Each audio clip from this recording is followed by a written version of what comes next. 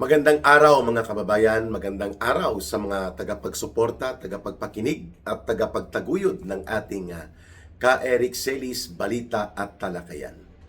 Maraming salamat sa patuloy po ninyong pagsubaybay, pagtangkilik ng ating mga video uploads at ng ating channel. Malaking tulong po ang inyong pagsuporta, pag-promote at pagsubaybay. Magandang araw muli sa ating mga suki kung saan man kayo naroroon, sa amang bahagi ng bansa, sa amang panig ng mundo, naway nasa mabuting kalagayan kayo at malakas pa rin po ang ating loob para humarap sa mga paghamon ng buhay na ating sinusuong sa araw-araw. Sa mga kababayan po natin, huwag ninyong kalimutan mayroon din po tayong programa na Bigwas ng Agila. Kasama ko po dyan si Dr. Lorraine Marie Badoy, si Ma'am Lorraine. At yun po ay mga mainit na talakayan din po ang ating tinatalakay. Mayroon din pong Facebook page at mayroon din pong YouTube channel ang Bigwas ng Agila. Sa oras na ito, magbibigay tayo ng balita at update tungkol po dito sa umiinit na mga reaksyon hinggil po sa nangyari sa paglalantad ng 18 former soldiers, 16 mga Marines, isang Army at isang Army Reservist. Hinggil sa kanilang pagbubuo ng salaysay kung saan kanila pong ipinakita na ang mga naunang inilahad mula doon sa testimonya ni Sergeant Gutesa na naging kasama din nila sa security team and assistants na mga detailed kay Ginoong Saldico nung si Saldico ay bahagi pa po ng Kongreso at ng inner circle ng sindikato nila Marcos at Romualdez sa pangungulimbat ng Kabanang Bayan. At itong 18 na brave men na tinaguri ang the 18 new brave men, no, na dahil 18 sila, and we have come to know na may mga 10 pa yata na magbibigay din ng karagdagan pang mga detalye at patutuo sa mga naunang salaysay na ito. Mga kababayan, ang unang reaksyon din dito ng Malacanang nakuha natin kahapon ng buong kabastusan at walang paggalang sa mga mamamayang Pilipino na nagpahayag itong tagapagtahol ni Marcos na si Aling Claire Marites Castro. She does not deserve to be the undersecretary diyan sa Malacanang, pero dahil butangera at paringkera ang dating at pangbardagulan, kinuha siya ni Marcos at ni Lisa Araneta. Ang purpose niya para lang talaga manghataw at mangatake, hindi para magpaliwanag at magbigay ng tamang komunikasyon in behalf of the office of the President. No? Kaya naman po, sabi niya, lousy script, yun ang sinabi niya, no? At ganyan din po ang naging reaksyon, kapareho niya, ni Sunny Trillanes, no? Ni Trillanes. The big joke man Trillanes, no? Kasi isang malaking joke, isang malaking komedya itong si Trillanes na kung makaasta akala mo siya ay napakagaling sa mga pagpapahayag ng kabutihan, yun naman pala ay batbat ng mga kabaluktutan dahil nailalantad po na isa siyang political mercenary operating in behalf of Marcos and Romualdez. Pag sinabi pong political mercenary, ikaw po ay binabayaran for hire para magsagawa ng mga pag-atake sa political opponents ng iyong principal. And for that matter, nakita naman po natin kung paano siya umakto. Itong si The Big Joke Trillanes, mga kababayan. So, tumutugma po ang pahayag ng Malacanang, no, ni Aling Claire Marites Castro at nitong ni Sunny The Big Joke Trillanes, no. Script daw lousy at ito daw ay isang pagtatangka sa pagdestabilize ng bansa, ng gobyerno at hindi para sa pagsisiwalat ng katotohanan. Unahin natin muna itong naging counter-reaction ni dating Congressman Mike Defensor sapagkat siya po ang inaakusahan ni Aling Claire Marites Castro at ni The Big Joke Trillanes na siya ang pasimuno nito ng paglalantad ng 18 former soldiers, no? Mga dating sundalo ito na nagsilbi sa ating sandatahang lakas. At binanggit ni Congressman Mike Defensor sa isa sa naging pahayag niya din kahapon na wala man lang kalatoy-latoy ng isang matino na opisyal ang mga pahayag na ginagawa ni Aling Claire Marites Castro bilang tagapagtahol ni Marcos. Palengkera, no? Akala mo nagtitinda without insulting or putting down yung mga taga-palengke na nabubuhay sa palengke ng Marangal, no? Mga vendors, yung mga nagtitinda sa palengke. Without putting them down, ang paggamit po nitong description na palengkera kay Aling Claire Marites Castro ay dahil sa palengke po okay lang magsigaw ka eh. Magsisigaw-sigaw ka ng, oh, sibuyas, sibuyas, sibuyas. O, baboy, baboy, baboy. O, 380 ang kilo. Okay lang po yon kasi palengke po yon. Yan po ang ibig sabihin, palengkera. The way Claire Castro handles herself and leads the communication team ng presidente, parang ganun po ang style, kaya tinawag siyang palengkera. Pangalawang beses po itong tinawag siya in public na palengkera ng mga matataas na may katungkulan sa gobyerno o dati may katungkulan sa gobyerno. Ang unang nagtawag po nito kay Aling Claire Marites Castro na siya ay isang palengkera at wag naman sana maging parang taga-palengke ang kanya mga estilo ng pahayag sa Office of the President ay ang dating Executive Secretary ni Marcos na si Lucas Bersamin, no? Nung panahon po na hindi pala nag-resign si dating Chief Justice ito ng Supreme Court at naging Executive Secretary ni Marcos, tinanggal pala ito at sinipa. Inunahan na ni Aling Claire Marites Castro, also known as Aling Claire Palengkera, na ipahiya si dating Executive Secretary Bersamin. Ayun, sinagot siya na maghinay-hinay ka at magunos dili ka kasi wala akong na-submit na resignation letter. At hindi ako nag-resign. So, parang palengkera ka. So, pag ginamit yung katagang palengkera, yung salitang palengkera, hindi po yun para ipababain ang pagkatao ng mga nabubuhay sa palengke, kagaya ng mga market vendors. Marangal po yan, mga kababayan. Pero yung style, yon. Yung sabi ko nga, yung ngal-ngal ka at ngawa ka ng ngawa, parang barker din. Kaya tinatawag ko siya na pambansang tagapagtahol ni Marcos, yung barker sa Cubao. O, Cubao, Cubao, Cubao, Kugyo, Kugyo, Cubao, Cubao, Cubao. Yan po ang barker. Oh, 10 pa, 10, 10. Oh, 2, usog sa kanan, usog. Ganon po ang barker. Ang palengkera naman, sibuyas, sibuyas, sibuyas. Oh, kamatis, 3 lang. 3 kilo na lang. Pangalawang tumawag kay Aling Claire Marites Castro, itong si Congressman Mike Defensor. Tinawag din siyang palengkera sapagkat ininsulto ni Aling Claire Marites Castro, the palengkera queen ng Malacanang, at ni Sunny the Big Joke Trillanes ang paglalantad na ginawa at pagbubuwis ng kanilang buhay o pagtataya ng kanilang buhay rather nitong mga dating sundalo ng Philippine Marines ito at Philippine Army at Army Reservist. At ang sabi pa ni Congressman Mike Defensor, instead na inaatake nyo ang mga nagpahayag at ang kanilang mga salaysay, bakit hindi nyo sagutin? Ba't hindi kayo magpaliwanag? O kaya naman, mas maganda pa, harapin nyo sila sa investigation panel. Which, tama naman ang binanggit ni Congressman Mike Defensor. Why would you attack the messenger when you cannot even answer and clarify their message? Di po ba?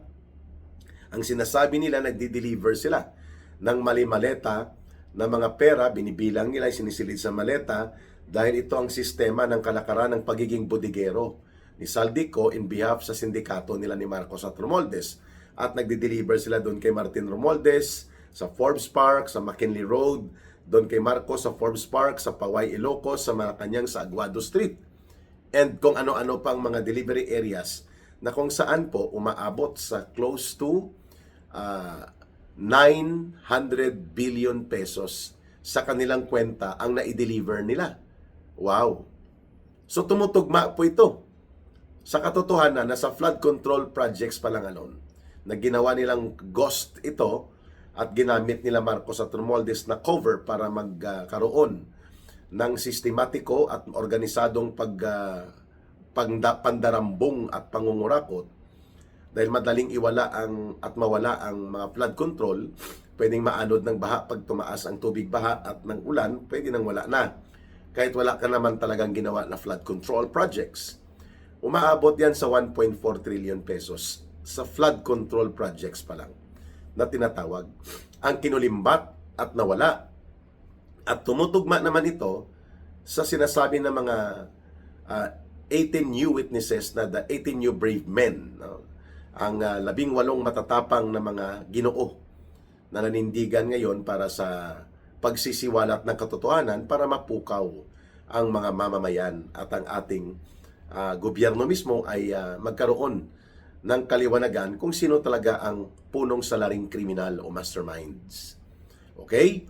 So, ang isa pang challenge ni Congressman Mike Defensor kay Aling Claire da Palinquera Queen of Malacanang ay bakit hindi ka humarap sa investigasyon ng boss mo, si Marcos, at ang mga nasasangkot na ito at subukan yung banggain o kontrahin ang mga testimonya at salaysay na ito batay sa isang investigasyon like Senate Blue Ribbon Committee o kaya ay sa Kongreso, no? Na kung saan pwedeng mabuksan ang forum na ito o kaya sa panel ng ombudsman. Why not do that, mga kababayan? So malinaw na ang nais na counter message dito ni Congressman Mike Defensor, maliban sa wala ng sense of professionalism, itong si Palinquera Queen, Aling Claire Damarites Castro, dami niya ng pangalan na, may tagapagtahol, the barker pa minsan ang tawag sa kanya, itong si Sunny Boy Trillanes at si Aling Claire Marites Castro, nagsanib puwersa na. No, pareho po ang kanilang atake. Lousy daw ang script, pasimuno daw nito si Congressman Mike Defensor at ito daw ay may layunin na mag-destabilize. At hindi naman daw totoo ang mga ito. So, ano ang totoo? Ang simpleng alibay at mga pagwawalang bahala at ang tatabon-tabon na ginagawa ninyo o ang detalyado na salaysay na tumutugma sa mga pangyayari, sa mga naunang nailahad na mga salaysay like ang mga naunang inihayag nila Diskaya na pilit pinatahimik sa Senate Blue Ribbon Committee ni Ping Lacson. At sa ICI, hindi na rin sila binigyan ng pagkakataon pa na magkaroon ng malinaw na pagpapahayag. Ano ang sinasabi ninyong hindi tumutugma sa katotohanan? Ito nga ang nilalaman ng naging salaysay noon ni Sergeant Gutesa na nagpapatotoo na talagang bulto-bultuhang maleta, equivalent sa tuni-tuniladang salapi na kinulimbat at ninakaw, ang pinadeliver ni Saldico kina Marcos at Romualdez at sa iba pa. Ito rin ang sinasabi, hindi lamang nila Diskaya, nila Gutesa, kundi ito rin ang binabanggit mismo ni Ginoong Saldico sa kanyang video revelations. Ganon din po, ito rin ang inihayag nila Yusek Adrian Bersamin na kung bakit siya lumapit kay Congressman Leandro Libeste. Ito din po ang inihayag sa mga files ni dating Undersecretary Cabral bago ito nawala o naging isang bangkay, at pati na po sa mga naglantad pa, kagaya po ni Yusek Bernardo, na isa din sa mga bagman operator sa DPWH na hawak ni dating DPWH Secretary itong Kulukoy na si Bunuan. Lahat ng mga binabanggit nitong 18 new witnesses, yung 18 matatapang at maginoong mga nagsalaysay na ito na dating mga sundalo, tumutugma sa naunang mga salaysay. Yun ang punto ni Congressman Mike Defensor. Regardless kung tumulong man o hindi sina Congressman Mike Defensor, that's not the point. That's no longer important kung sinong tumulong para maglantad ng kanilang salaysay ito mga 18 new witnesses. O bakit nyo binibigyan ng malisyusong atake? Halimbawa, may mga pahayag pa si Trillanes at si Aling Claire Martes Castro na na-trace na daw nila ang mga sasakyan na ginamit ay mga sasakyan na nakarehistro, ang isa sa pamilya ni Congressman Mike Defensor. So what? Kung nakarehistro. So what kung sasakyan yon na konektado kay Congressman Mike Defensor? Ano ngayon? Will that diminish? Will that eliminate the weight of the testimony ng mga new 18 witnesses? Hindi. Sapagkat hindi nyo sinasagot ang punto at mayor na layunin kung bakit may salaysay sila. The message was very clear. Their messages were clear. Nag-deliver sila kay Marcos, nag-deliver sila kay Romualdez, at sa iba pa mga opisyal ng gobyerno at mga kongresista na mga nasasangkot, no? Pati sa mga komunistang terorista sa panahon na si Saldico ay siya ang nagsisilbing budigero at distributor ng partidahan sa kinulimbat at kinurakot na pera. And these are facts na na-establish hindi lamang ng 18 witnesses na ito, kundi even doon sa iba pang nagsalaysay na nabanggit ko kanina. So, ibig sabihin nito mga kababayan, ang reaksyon na ipinakita ng Malacanang sa pamamagitan ng kanilang palengkera queen ng Malacanang na hindi na lang simpleng tagapagtahol, kundi pati na ang big joke political mercenary nila na si Trillanes tumutugma ngayon sa approach nila na ignore, counter-attack, and then blame. Yun ang kanilang taktika. Ibaliwala nila, hindi nila sasagutin ang totoong mensahe dahil wala naman silang maisagot sa katotohanan ng mga revelation of facts and information. And then, mag-counter-attack sila, personality attack, at hindi nila sasagutin ang totoong issue, and then i-blame nila. No? Kaya yon ang counter-attack, shift the blame, and create another narrative para hilain ang atensyon ng tao doon sa main issue kung bakit may mga salaysay na lumalabas kagaya nito.